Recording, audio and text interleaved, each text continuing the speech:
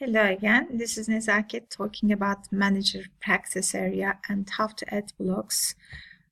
First of all, of course, I turned editing on, and now I'm going into Nezaket's folder. Topic here. Here, yes, I'm in my own area. Now I can explore blocks, how to add blocks. Okay, I'm looking at it to find, yes, where to do that. Here, add a block. Okay, I'll try to choose some useful tools for our future course. For example, calendar can be a good one. So I'm selecting that. And I'll add another one. We can always delete them or hide them. There's no problem with that. So let's choose some other activities that are useful for our course. And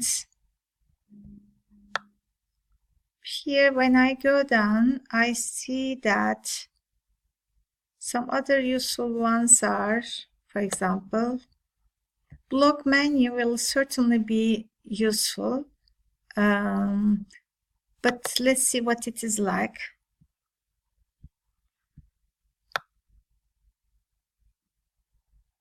So it gives you the chance to view all entries for this course and my own entries as well. So it may be useful, but we may decide to change it later.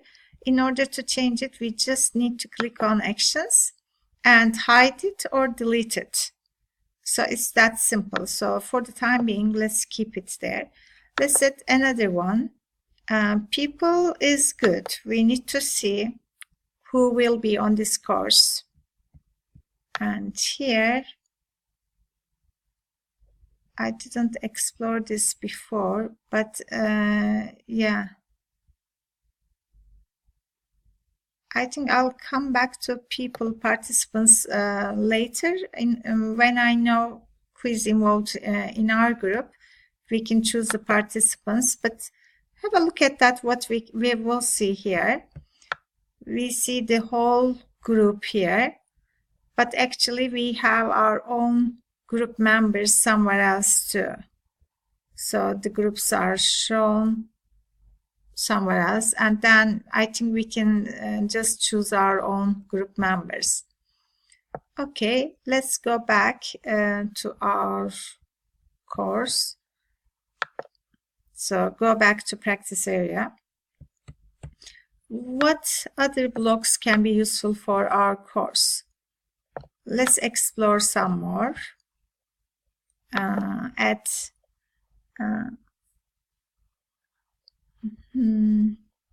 Latest badges is something very motivating, and for our course, I don't know if we will have time to design badges, but it will be good to have them to motivate our learners. But what I don't like about online courses is having a very, very crowded, messy area, having too many things on your page. We know that we can toggle from here and we can make it look simpler. We can try it later, but for the time being, okay, let's see all the useful blocks for us. I think online users, I don't know if we selected this. Online users can be good. This shows us who is working at the same time, and then we can start chatting. That will be good. I think activities is the most important one. So we will be able to choose what activities to have. Let's see what actions we have for activities, hide activities. And also let's see, there's more activities, and yeah, these are the ones we chose. It shows us the list of the things we added here. What else? This competence grid is nice. It shows me where I am on the course and what else I have to do. Badges also provide similar information, but if you don't get a badge, for example, you can see what is missing on the course. So participants can benefit from the addition of competence grid. Is there anything else? Okay, so QR codes are always useful if the participant doesn't have, for example, access to their laptops. They can easily, or they can work on both of them. What happened? Undefined problem. Okay. So here, this is our QR code, and they may want to stay on this page, but they may want to use their smartphones to check something else or to make additions, to do other things.